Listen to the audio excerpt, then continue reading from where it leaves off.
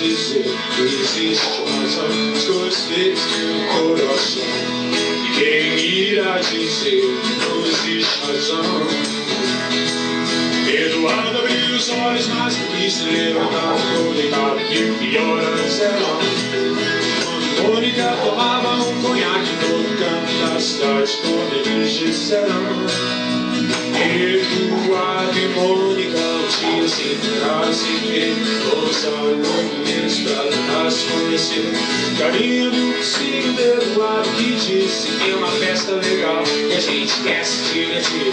Festa estranha, gente esquisita, eu não tô legal, não aguento mais gritaria. A Mônica riu e quis saber um pouco mais sobre o vozinho que tentava impressionar.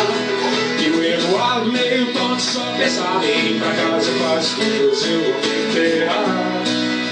Eduardo e Mônica trocaram telefone, depois telefonaram, decidiram se encontrar.